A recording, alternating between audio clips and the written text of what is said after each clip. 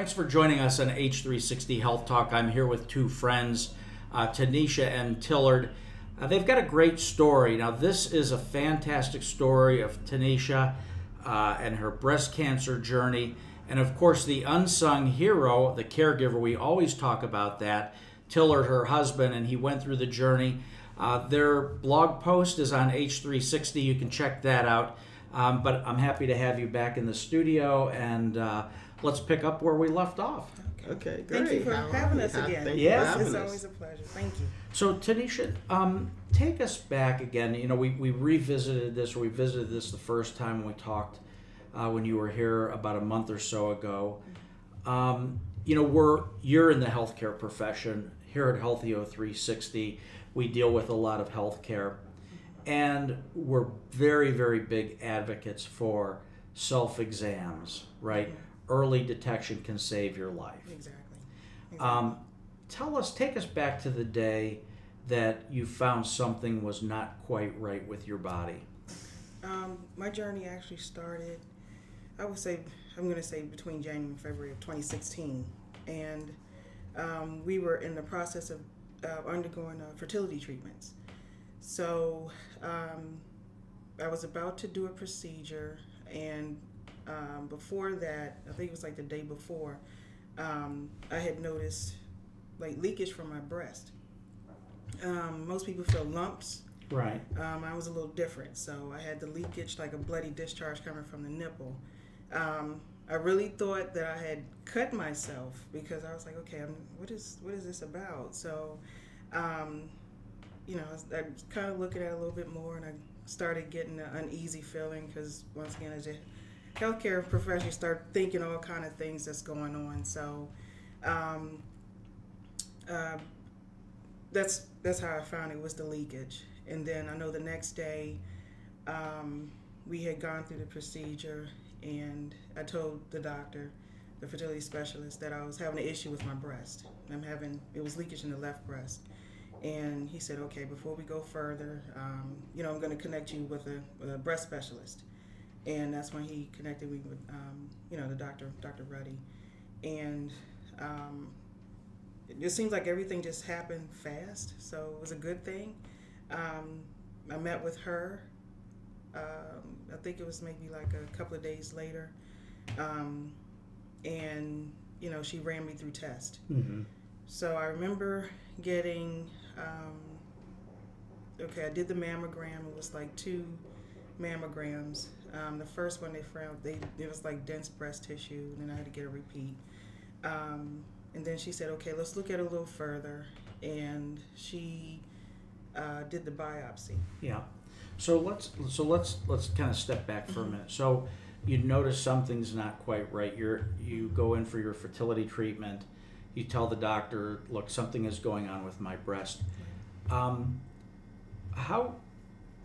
Tillard, what did you think was going on? Did Tuneshia talk to you about this right away, or? Well, I kind of found out while we was at the fertility place, and she was telling it to the doctor. She sprung it on you, in other words. Yeah, she sprung it on me, but it's all right. I mean, things happen. And once the doctor suggested that, you know, we go to the breast specialist just to take a look, I really didn't think anything of it to the fact of it may being breast cancer. You know, I just thought, you know, just something had happened, and we just, you know, maybe she had need to take some medicine or something, and that, you know, that would be it.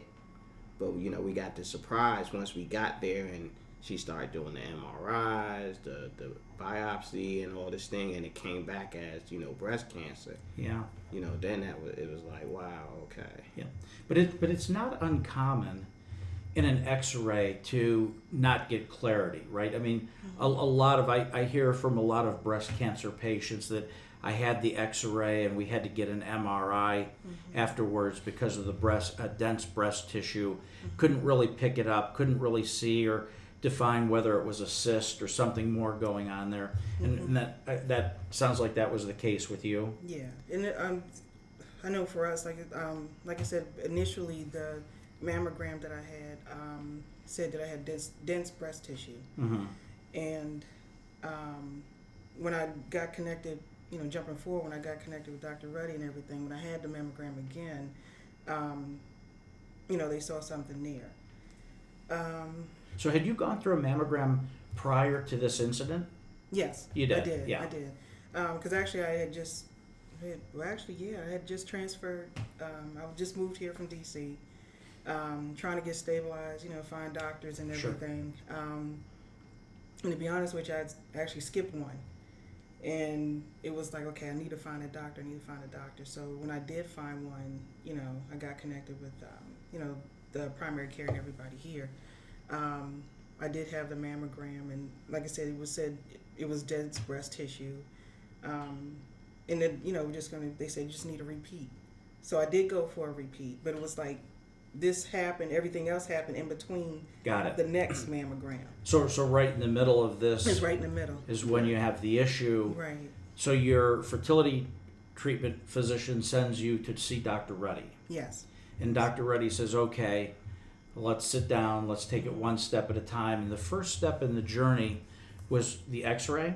Actually, it was the mammogram. Was the mammogram from Dr. Ruddy. So she orders the mammogram, and then the tests come back and you sit with her and she says what? She said actually, she did the mammogram.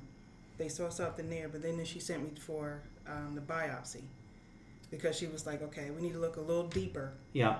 Because there's something there, so we need to take a biopsy of the tissue, the breast, to see what's going on. Yeah. It was the biopsy when it came back invasive ductal carcinoma. So how long, between the mammogram and the biopsy, how many days had elapsed there? Wow, that was, I think it was like few weeks. Yeah, Few it says weeks. few weeks Yeah. in between. Yeah, just a few weeks in between. Yeah. Yeah. And in the back of your mind, you're wondering what's going on here. Yeah, I was still working, and it's always different because I was taking care of patients. So Yeah. it's always like, okay, you're providing care, but then it's like, oh my gosh, you have this issue. I just remember feeling so anxious and just so overwhelmed with everything. Yeah. Very overwhelmed. It's like a roller coaster of emotions, because like I said, you kind of have an idea, Right. but nothing's confirmed. And Yeah. then, all of a sudden you get the diagnosis, and, it's sort of like your life flashes before you. You become numb. It's like a roller coaster of emotions. You just get numb. You're like, okay, what are we going to do? Yeah. So Tillard, obviously, now you've got to step up. You're playing a big role, because she's just heard these words that she has breast cancer, and I'm sure Dr. Ruddy just doesn't stop and leave it at that. She's going to start talking about, okay, what's next? What's the treatment look like? What's the timing look like? Where do we go to do this? Right? And so the caregiver plays a critical role in all of this. You have to be the eyes and the ears and making rational decisions, because so many times we see the patient, when they hear those words, you have cancer, everything else is just, you see Right. the mouth moving. And so you're sitting there and Dr. Ruddy's explaining what's going through your mind. Well, I just start assessing it. So I start asking a lot of questions, because I want to know exactly all the options. I want all the options on the table. I don't want nothing left off of the table, so this way we know the best decision to make for the both of us. Yeah. And it's a little bit difficult, because it was a little despairing, because we were married at least this was like our third or fourth year marriage. So basically with newlyweds, and to actually hear this, you don't expect that to happen within the first 3 or 4 years of your marriage. But I just wanted to know everything that I could possibly know, so this way I can relay it back to my wife, so this way I can say, hey, well, what about this? Already knowing that she's a nurse and she's familiar with stuff, I could say, hey, well, she said this, and then she said this. So what does that actually mean? Because I had to have her explain certain things to me that, I wasn't familiar with. So I can, say, okay, well, if that's that, then why can't we do this, or why can't we do that? Yeah. And And Dr. Ruddy's very good at that. She's been in here a couple times, sitting right where you're sitting, And, you know, one of the things that really strikes me about her and the way that she provides care to her patients is she's all about teamwork. Right? She's not sitting there saying, well, I'm the doctor and I went to med school and I know what's best and this is what you're going to do. She's like, let's talk about what your goals and aspirations are. And let's figure out, and like as Tillard, as you said, let's lay all the treatment options. Let's put the cards face up on the table to see Right. what we're dealing with here. Exactly. And then let's collectively make some decisions. And Right. What are you really actually asking her? What are you really comfortable with? yeah. And she does, you know, Dr. Reddy, I think, does have a way of explaining very complicated medical terms to a non-medical person, right? Yes. Right. She explains things to me in you know, patient talk. And so that, I think, puts her patients at ease as well, that she's speaking at their level and their Right. right. Yeah, exactly. Exactly. Exactly. Yeah. She was very detailed about everything. I really appreciate her because she took her time and explained things to us and gave us the opportunity to ask questions. And I remember her asking, you know, do you want a second opinion? You know, she said, I've never heard doctors really say that. So Right. she's like, you can get a second opinion. I looked at her and said, no, you know, I'm going to stick with you. Yeah. You know, so she was very patient, and anything that I needed, you know, she just was happy to answer it. So it really made a big difference. So Tuneshia, what was the specific diagnosis again? Invasive ductal carcinoma. And so tell us, what exactly does that mean? That means that the cancer has invaded like breast tissue. Okay. And What about lymph nodes? it can spread to the lymph nodes, but it's localized to the breast tissue. Okay. And it can, you know, eventually spreads. It comes at different stages. Mine was, I think, at stage 2. It didn't spread to the lymph nodes. So, yeah, mine was stage 2. And I think I'm trying to remember the tumor that I had. I think it was like at a size 2.5, I think. 2 or 3.5. I was trying to remember the results that I had. And so, Yeah. so the number you're referring to is a scale on how large the tumor is. Yes. Yeah, a 2.5. Yeah. So Dr. Reddy sits down. She says, "Okay, here we go. We've got the mammogram, we've got the biopsy results, and we've got the diagnosis. And what came next?" Once we did the diagnosis, she explained what would possibly happen. So she explained that I would have to go through, you know, the chemotherapy treatment and eventually radiation. She did talk about surgery, but she said, let's take it one step at a time. Prior to me doing the chemo, she did the BRCA Okay. test, Yeah. which is genetic, a test to see if you have the gene for cancer. Right. And So, what happened there? Mine came out negative. Negative. Even though I have a strong family history of cancer do. on both sides. I even had a male cousin who had breast cancer. So given that, given the history, she went on and did the BRCA, and thank goodness it was negative. Yeah. And then she said, okay, once we get that results, now we can go forth and start treatment. Yeah. And she connected me with the oncologist, which is part of her team. Yeah. And I started with four rounds of chemotherapy. Yeah. So Tillard, did you, before you met Tuneshia, did you know that males could get breast cancer? Actually, no. I had no idea that males can get breast cancer. Yeah. And I think it's one of the things that we don't, as a man, we don't even really think about it. It's not even in our mind about getting breast cancer. We have other cancers, like prostate and Testicular cancer. Yeah. Right. So, those are the cancers that, if someone say that the man got cancer, we're like, oh, okay, he must have got this or colon cancer, Right. or whatever. But breast cancer, no, it wouldn't even. Yeah. Yeah. So it is just as important for men to do a Get self-exam breast exam, too. once a month, right? Just to make sure that you don't feel an abnormality in your breast, a lump, Exactly. because as now we know, right, men can Men get can breast get it. cancer. Man can get it. So even said family history is important too. So even men, just like, know your family history. A lot of people, I guess, they'll say, oh yeah, I got a history, but they don't know to the depth of, how cancer can be rampant in, your family. So I always say family history is a big factor too. Yeah. So how did you talk to your family about this? Did you call family members and say, look, I really need to understand who had cancer, what type of cancer, what was the outcome? And by the way, I've just been diagnosed myself. Yeah. Actually, that was a little difficult, but I remember talking to my mother, and she was telling me about some of the relatives who had cancer. Yeah. And actually, that my male cousin that I have, he reached out to me on Facebook. We communicated a little bit, and then he had shared his story, about cancer and everything. Yeah. My sister as well, she, we had a conversation about it, and she went into a little depth about, cancer being present on both sides. Now, does your sister, is she a cancer survivor? No, she doesn't have cancer. And did she go get tested for BRCA? No, actually, I think to my understanding, she goes for her regular mammograms. That's a good question.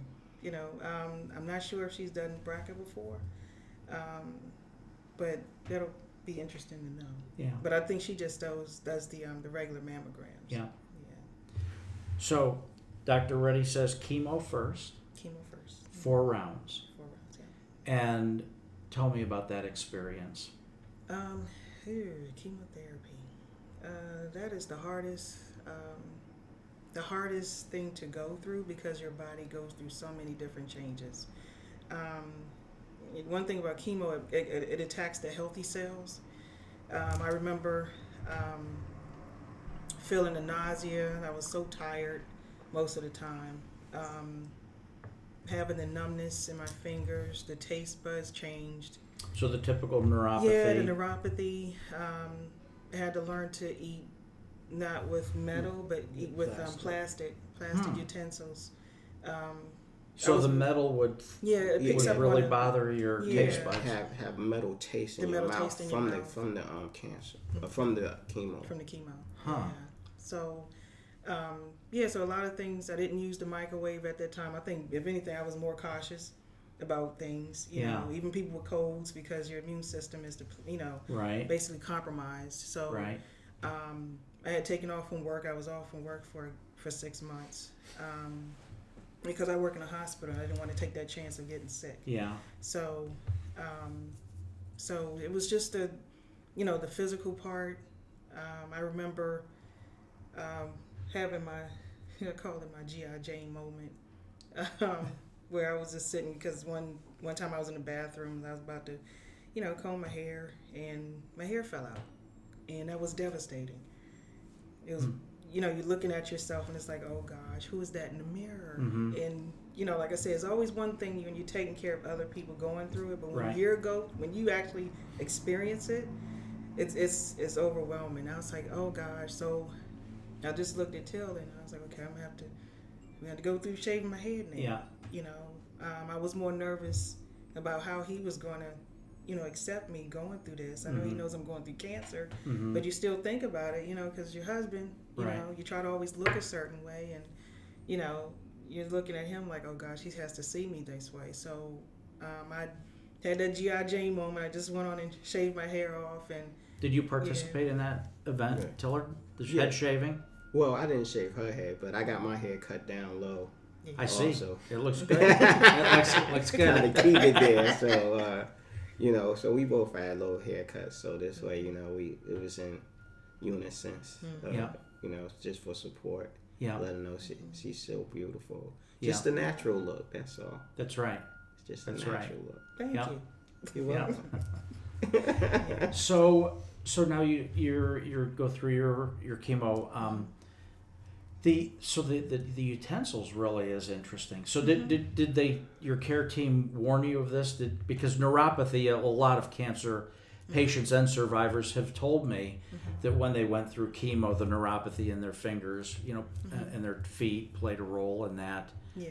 Did Dr. Reddy sit you down and say, well, with this type of chemo, you may experience these certain side effects? Yeah, she told us about the side effects. It just so happened my sister was the one who told me about the utensils, because one of her friends had gone through cancer as well, and said that she had to change, the utensils and everything. Right. And so that's how I found out through her about the plastic forks and spoons and everything, and not using a microwave. Mm-hmm. I had to cook everything on the stove. I remember also when I did start chemotherapy, the nurse practitioner that I was working with had told me about Claritin D. The non-sedating antihistamine. Yeah. Right. Surprisingly, it helps out with the side effects of the side effects of chemo. And she said it just so happened she found out because it was a client who took it and noticed that they weren't experiencing any side effects as much. It wasn't as intense. Yeah, interesting. Yeah, so she said, she gave me a prescription, said do Claritin D. Just take it before you come and do your chemotherapy. Uh-huh. So it wasn't as bad. It was still there, but it was like more, I guess it wasn't as intense as it would have been if I didn't have it. Yeah. I still had the neuropathy, so I was very careful about, hot and cold temperatures. Sure. And even with my feet, just make sure, I had support shoes and socks and everything. So, Yeah. Yeah. Now, when you were in the chemo chair, did they put your hands and, chill them and maybe put them in ice to, help with the neuropathy, or did you not do? No, because they figure if I took the Claritin, it wouldn't be so bad. Yeah. Got it. Even the Claritin actually helped me with the, I think it was Neulasta I was taking. Yeah. To help me with my white blood cells, to increase it. Mm-hmm. Because each time I got chemo, I have to do the Neulasta. Yeah, the injection? And actually it was the, they had a Patch. patch. Yeah, so I had to use that. And I remember having like really severe bone pain. Gosh, that was the worst. So, but just staying hydrated a lot, drinking a lot of water. Mm-hmm. Just keeping hydrated and making sure I took the Claritin. That kind of helped out. So after the chemo, your tumor goes from a 2.5 to what? They never really gave me the size. They said it did shrink. Uh-huh. They said it was still there, but at least it's smaller. Yeah. So they said, okay, the next step is, surgery. What? No radiation in there? They did radiation afterwards. After the surgery? After the surgery. Okay. Yeah. I guess they were looking at they were considering my family history more so. Mm-hmm. In the treatment and seeing how my response was to the chemotherapy. So they said, okay, after the 4 rounds of chemo, I remember her talking to me about the surgery. Mm-hmm. So she sits you down and says, okay, this is what I'm recommending. Now, you could be thinking, well, maybe a lumpectomy or... So what was the surgery that you ended up having? I had a double mastectomy. Okay. No reconstruction. So Okay. I'm basically right now living flat. Okay. That's what they call it. Yeah. So Yeah. Okay. So now you hear that you're going to have a double mastectomy, and now what are you thinking? So you've gotten through this chemo. They tell you, well, there's good news. The tumor has shrunk. Was there only one tumor? Actually, it was 2. It was 2. I had lumps here, the cyst here, and then I had them also on the other side. Okay. Because in the process of all the testing and everything, Right. she went on. She said, "Okay, we're looking at one breast only." She said, "Let's go ahead and just check the other one." So it was the same process all over again for the second breast. Got it. So. And that was why the double mastectomy. Yeah. I know a lot of people, they give them an option of the lumpectomy Right. or removal of one breast or whatever. But since mine was in both, Sure. I just told her, I said, at this point, I think if anything, I just wanted to be cancer free. Yeah. So I just told her, I said, let's just opt for the double mastectomy. Yeah. Obviously that's what you're thinking. The end goal is to be cancer free. Right. Right. and what happens between where we're at today and that goal. A lot of things can happen, and obviously surgery was in the cards there. So the surgery lasts how long? The surgery was maybe It was a few it was hours. a few hours. And Dr. Ruddy was like your 4 surgeon? hours or so. Actually, no. She referred me once again to another person on her team. I think it was like Dr. Stiles. He's a surgeon. So Got it. she referred me to him, and he took over that part. You know, Okay. which was really good because all of them worked together. They knew each other and Yeah. everything. They know each other's work. So it was really an easy transition. Even with the oncologist, Dr. Soleil, he was supportive. So they just made everything like a smooth transition. I think that's really important too, because sometimes you can get doctors who are, kind of regimented and everything else, but they were really looking at me like, okay, so, what do you think? We're talking, about, plans and everything, but they really included me as well. So, it was a smooth transition. So I had the surgery, the double mastectomy. I think, like I said, it was only like a 4 hour, maybe like I'd say 2 or 3 hour procedure. So before you have the surgery, do they ask you, do you plan on eventually having reconstruction? Yeah, They do. Dr. Stiles did. He asked me if I wanted to do reconstruction, but he was very patient about it. Even with Dr. Ruddy, all the doctors really, they said, just take your time. Your body has gone through a whole lot. So, if you don't want to do the reconstruction, don't worry about it. You're fine. You look great. Yeah. But if you're ready, whenever you're ready, we're here. Yeah. So Dr. Stiles said, whenever you're ready to do reconstruction, I will do it. It's no problem. So, yeah. So they didn't rush. They didn't push the reconstruction. Yeah, they didn't push it at all. Even when I go to them now, they're very, still. It's like, if anything, how are you doing? Yeah. That type thing. But they haven't talked about reconstruction at all. Yeah. So you get out of surgery, you're in recovery, you get discharged from the hospital. Is there a physical therapy regimen now that you're going through, because they've removed the breast? There's an awful lot of muscle around the breast, right? Were you under strict orders from the doctor about not lifting anything heavy, or don't stretch in a certain way until you go through some physical therapy to build the muscle structure back up? Yeah, actually, I didn't do physical therapy, but they did tell me about lifting heavy objects, bending, and stretching. When I was home, I kind of did my own physical therapy. Yeah. Just gradual. I had the Jackson Pratt drains in, Right. which was, that was a little bit painful, but, just trying to work with everything. It was a little bit of a hassle. Yeah. But yeah, I didn't do the physical therapy. It was more so of just making sure I don't binge, not too much stretching or anything at that time. Yeah. Because they wanted the incisions to heal. Sure. Yeah.